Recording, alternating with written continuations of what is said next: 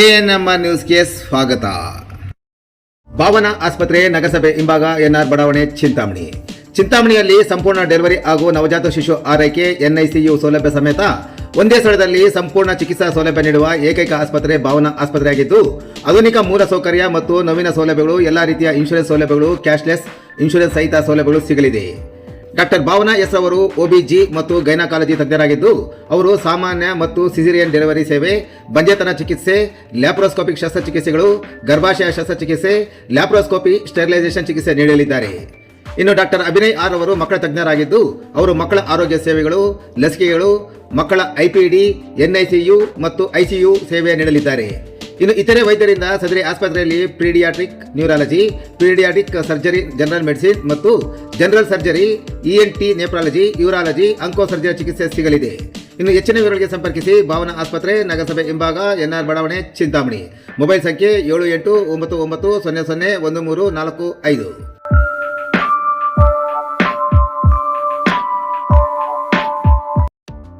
ಹಾಡ ಆಗಲೇ ಕತ್ತು ಕೊಯ್ದು ಪತ್ನಿಯನ್ನು ಹತ್ಯೆಗೈದ ಪತಿ, ಬಳಿಕ ಕಾರು ಹಾಯಿಸಿ ವಿಕೃತಿ. ವ್ಯಕ್ತಿಯೋರ್ವ ಪತ್ನಿಯ ಕತ್ತು ಕೊಯ್ದು ಬಳಿಕ ಆಕೆ ಮೇಲೆ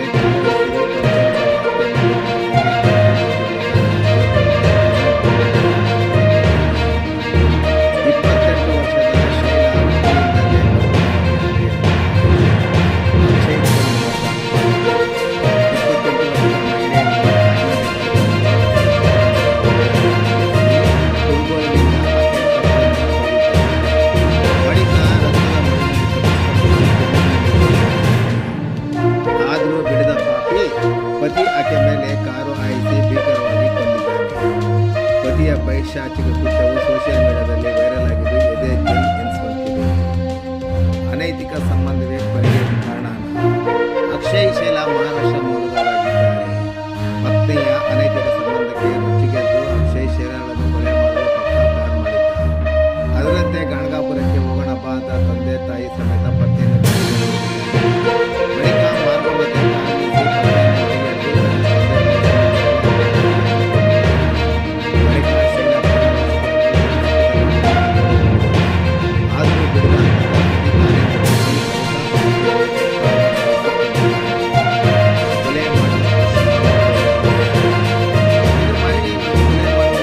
ಮೊಬೈಲ್ನಲ್ಲಿ ಸೆರೆಯಾಗಿದೆ.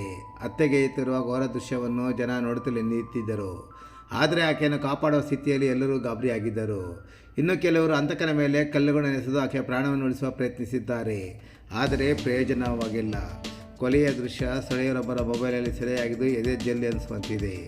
ಸ್ಥಳಕ್ಕೆ ಕಲಬುರಗಿ SP ಅಡ್ಡೂರು ಶ್ರೀನಿವಾಸುಲು ಭೇಟಿ ಪರಿಶೀಲನೆ ನಡೆಸಿದ್ದು, ಸದ್ಯ ಶೈಲಾ ಪತಿ ಹಂತಕ ಅಕ್ಷಯ್ ಹಾಗೂ ಆತನ ತಂದೆ ತಾಯಿಯನ್ನು ವಶಕ್ಕೆ ಪಡೆದುಕೊಂಡಿದ್ದಾರೆ. ಈ ಸಂಬಂಧ ಅಫ್ಜಲ್ಪುರ ಪೊಲೀಸ್ ಠಾಣೆಯಲ್ಲಿ ಪ್ರಕರಣ ಸಹ ದಾಖಲಾಗಿದೆ. ಇನ್ನು ಈ ಬಗ್ಗೆ ಕಲಬುರಗಿ SP ಅಡ್ಡೂರು ಶ್ರೀನಿವಾಸುಲು ಪ್ರತಿಕ್ರಿಯಿಸಿದ್ದು, ಇಂದು ಬೆಳಗ್ಗೆ 11 ಗಂಟೆ ಸುಮಾರಿಗೆ ಕೊಲೆ ನಡೆದಿದೆ. ಕೊಲೆ ಮಾಡೋದನ್ನು ಸ್ಥಳೀಯರು ಮೊಬೈಲ್ನಲ್ಲಿ ಸೆರೆ ಹಿಡಿದಿದ್ದಾರೆ. ಗಣಗಾಪುರಕ್ಕೆ ಹೋಗೋಣ ಅಂತ ಪತ್ನಿಯನ್ನು ಕರೆತಂದಿದ್ದಾರೆ. ಅಲ್ಲಿ ಹೋಗುವ ಮಾರ್ಗ ಮಧ್ಯೆ ಕೊಲೆ ಮಾಡಿದ್ದಾರೆ. ಸದ್ಯ 3 ವಶಕ್ಕೆ ಪಡೆದಿದ್ದೇವೆ. 3 ಮಹಾರಾಷ್ಟ್ರದ ಬಾರಾಮತಿ ಜಿಲ್ಲೆಯವರು. ಮದುವೆಯಾಗಿ 4 ವರ್ಷ ಆಗಿತ್ತು. ಪತ್ನಿಯ ಅನೈತಿಕ ಸಂಬಂಧದ ಬಗ್ಗೆಯೂ ಮಾಹಿತಿ ಕಲೆ ಹಾಕುತ್ತಿದ್ದೇವೆ ಎಂದು ಅವರು ಹೇಳಿದರು.